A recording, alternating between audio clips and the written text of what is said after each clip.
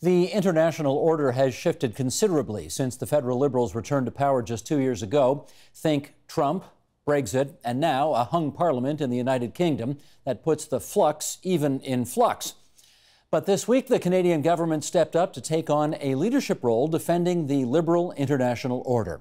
Joining us now to assess that and the significance of the week's events, we're joined in our nation's capital by Roland Paris. He's the former foreign policy advisor to Prime Minister Justin Trudeau and University Research Chair in International Security and Governance at the University of Ottawa. And Roland, it's good to see you on our TV sets and on our computer screens again. How are you doing tonight? I'm doing great. How are you, Steve? Excellent, thanks. Let's just start by playing back a clip here from the Foreign Affairs Minister, Chrystia Freeland, who gave what was a widely reported on speech this past week, and then we'll come out and go from there. If you would, roll the clip, please, Sheldon. To rely solely on the U.S. security umbrella would make us a client state. And although we have an incredibly good relationship with our American friends and neighbors, such a dependence would not be in Canada's interest. Kind of echoes from a speech that Angela Merkel gave not too long ago from Germany. And then we see on the heels of that, the Defense Minister in Canada, Harjit Sajjan, announcing a new Canadian defense policy, which is going to see military spending increase about 1.4% of GDP by the year 2024-25. Okay, with all that set up in place, tell us what you think all of this is designed to achieve. Well, I think the foreign minister set out a framework for how the government is thinking about Canadian foreign policy in this new Trump era, particularly in the immediate aftermath of that trip that Trump took to Europe, in which he refused to recommit the United States to the mutual security guarantee of NATO. He harangued American allies. He went to the G7. He didn't support longstanding G7 positions on free and open trade.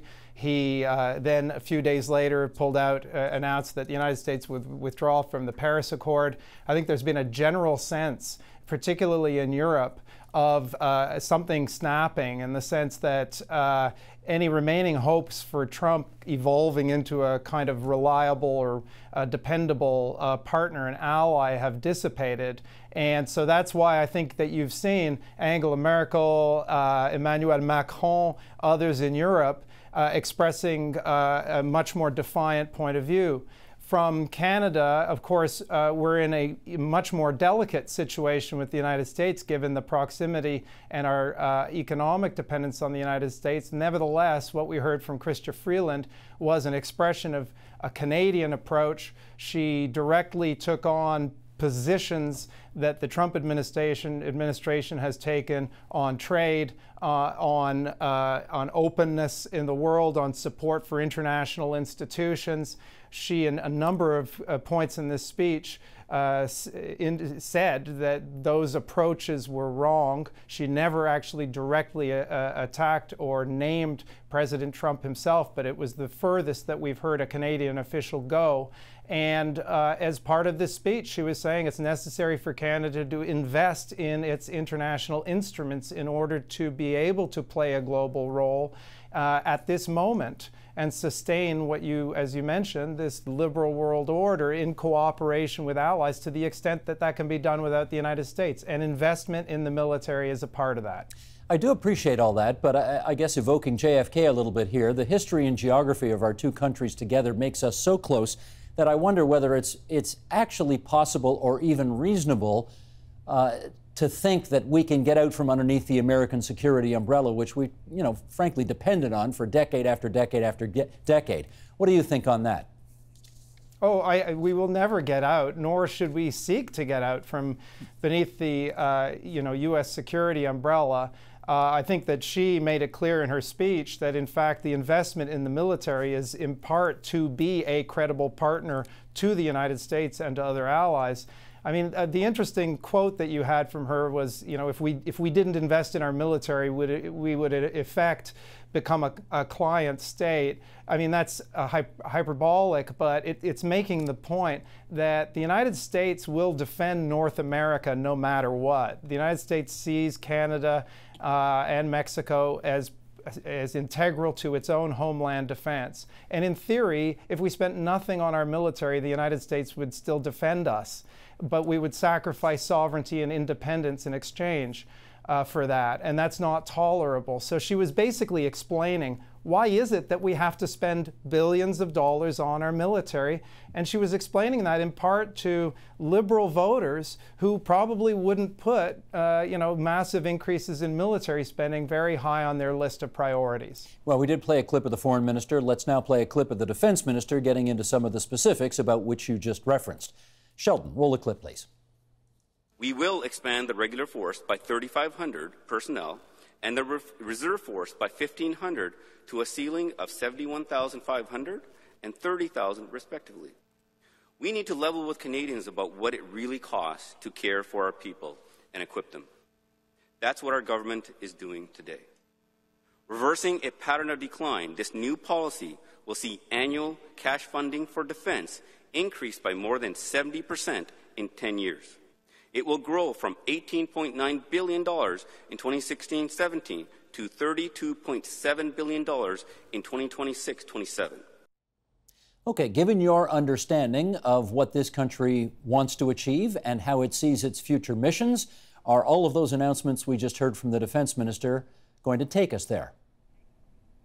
Well, I think that the starting point here is that we really do need to reinvest in our military.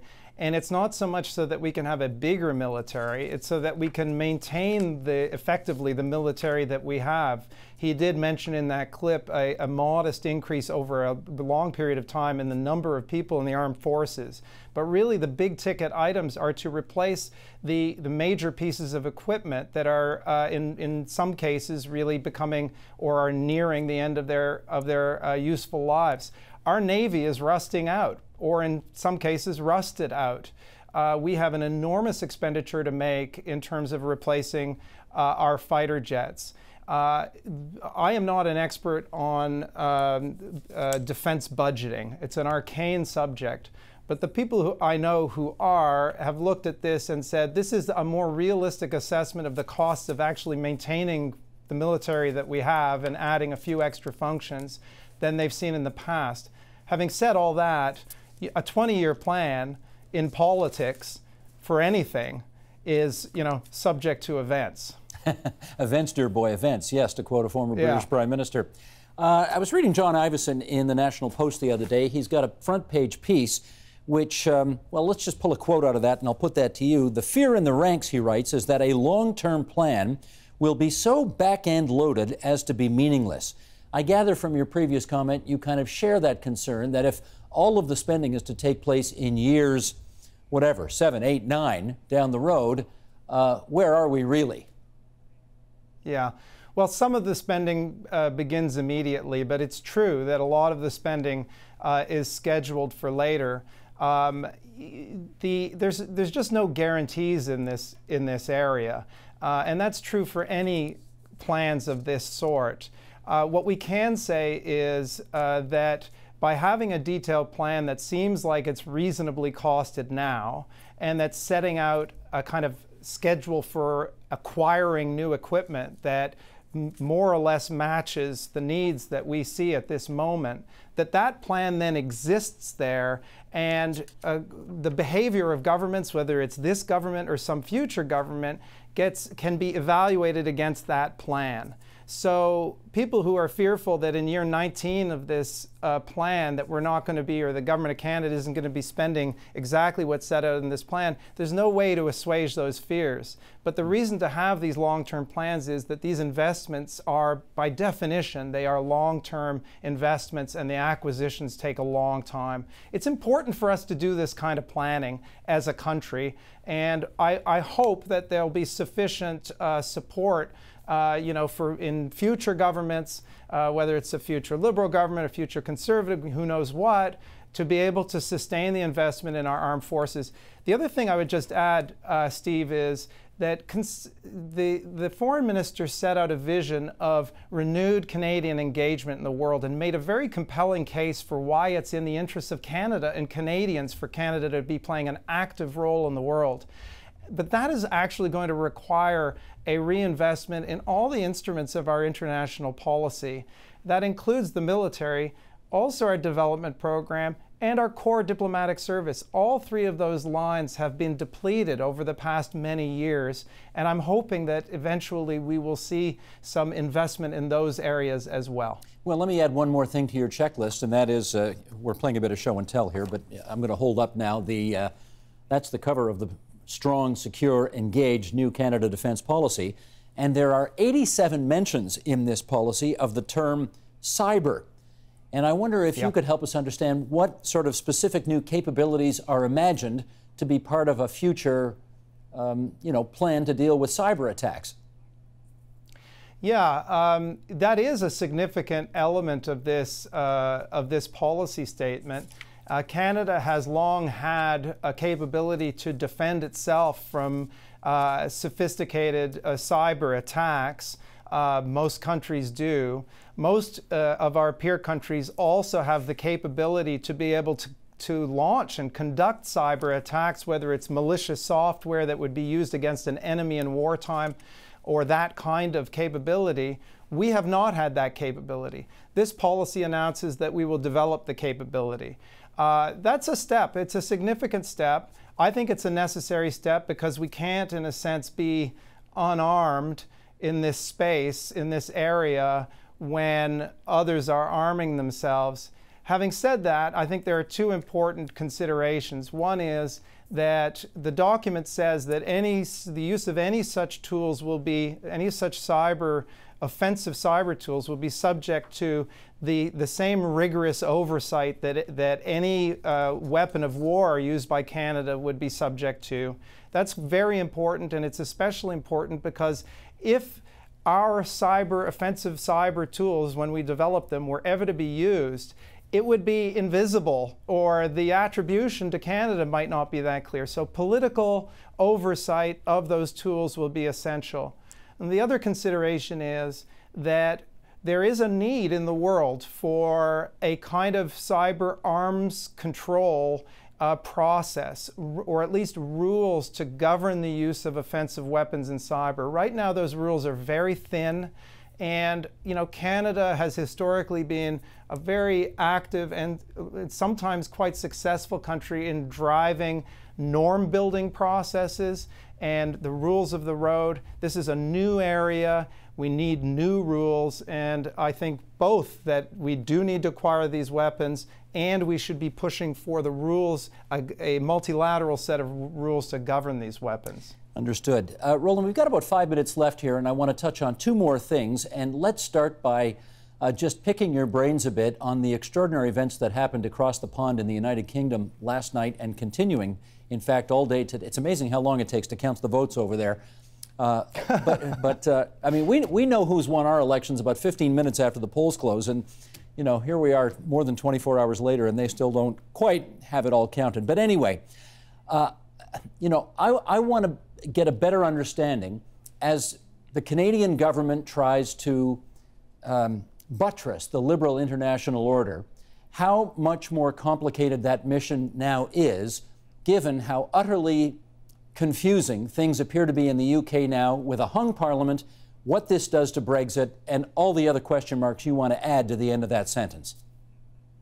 Yeah, it's just a remarkable situation, Steve. I mean, in so many different levels. I mean, one is just the gamble that Theresa May took to have an early election, and there's a parallel there with the gamble that David Cameron took to run a referendum on Brexit. Both of these things have blown up in their faces, and now the United Kingdom is going to be consumed by uncertainty, as if it wasn't already consumed by the complexity of heading into a Brexit negotiation.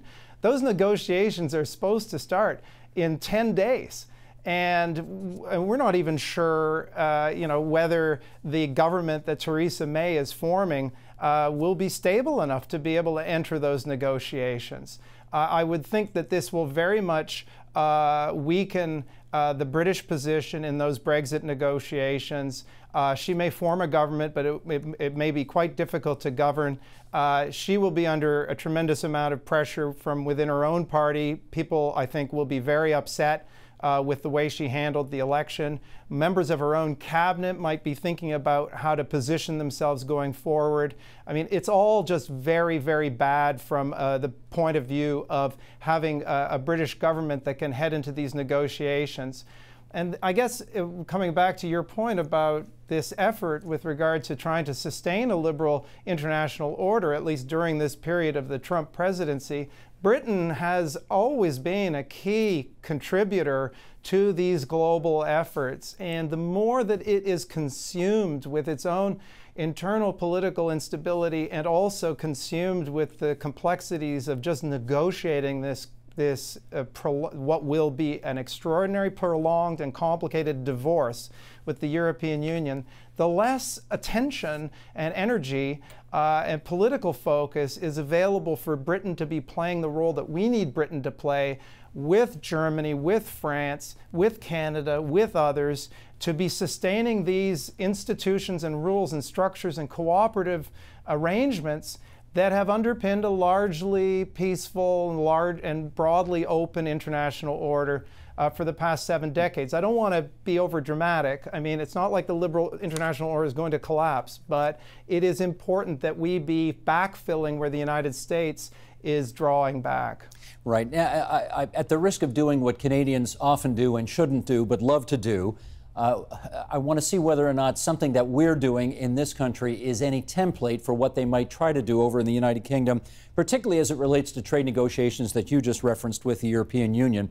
CETA, the comprehensive European trade arrangement that we have in this country with Europe, in your view, is that any kind of template that the United Kingdom might be looking at as it tries to, and you've pointed out all the complications, as it tries to figure out its future trading relationships with the rest of Europe? Well, it's interesting, you know, because during the Brexit referendum, those who were calling for the leave on the leave side were pointing to CETA and saying, look at that arrangement. That's the kind of arrangement we would like to have with the EU. And I think that there's still a kind of leftover of that debate going on, or that discussion in the European Union. And it's true that CETA is a very good deal that covers a whole lot of areas, not just goods and services, but regulatory cooperation and temporary movement of workers, and a whole bunch of areas that are, it's a pretty advanced trade agreement. But the difference is that the European Union is starting from a position of already being fully integrated. Sorry, the UK is starting from a position of already being fully integrated with the EU. They're working backwards. We built up to CETA. Now they have to negotiate backwards, and they're negotiating with European partners who, unlike in the case of Canada, are not happy with Britain at all, and who want to make sure that they are not making it easy for the UK to pull out of the EU, because they don't want that to be this signal to other countries that might consider withdrawing from the EU. Their primary concern right now is the integrity of the EU. They have a president of the United States who's questioning the EU, scorning the EU. They have Britain that's pulling out. And Angela Merkel has made it very clear that the integrity of the EU is foremost and primary. And I would think that for all those reasons, all this talk about CETA being a model will quickly go away as soon as those negotiations begin and they start getting into the very significant complexities of them. I've heard Paul Somerville, the former chief economist of the Royal Bank here in Canada, who now lives in the UK, describe trying to make this divorce happen as requiring the surgical skill of separating Siamese twins. It's literally that complicated. Do you like that analogy? I do, and it's great because with Siamese twins, share body parts together, share the same organ, and you have, even when it comes to trade negotiations, there have been up until now, the UK has shared its trade negotiation function with the EU. So the metaphor works really well. Even just considering how you do trade negotiations, the EU has to reproduce that. The UK, has to reproduce that function within its own government. It hasn't had a trade negotiation function within its own government. That's the starting point. So, any trade lawyers out there who are looking for work, I expect that there's plenty of jobs available in London right now. Okay, Roland, let me sneak one more thing in here, and that is, you may remember this fella. He used to be President of the United States, and he visited Canada this past week. Barack Obama was in Montreal to give a speech. Let's play a little snippet of that, and then we'll come back and chat. Sheldon, if you would. We have to recognize that on the world stage, our biggest threat is not necessarily great power contests that we saw in the 20th century, but rather failed states, rogue states, terrorism, disaffection in places like the Middle East. So we have to sustain our alliances. We have to help other countries with their own development. And we have to couple our extraordinary military strength with the power of our economies and our ideals and our investments and our know-how, because if we can shrink the circles of despair and fear and build a landscape of hope, that ultimately is the best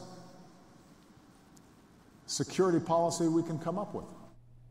Roland, in our last 30 seconds, what do you think President Obama is thinking about everything these days?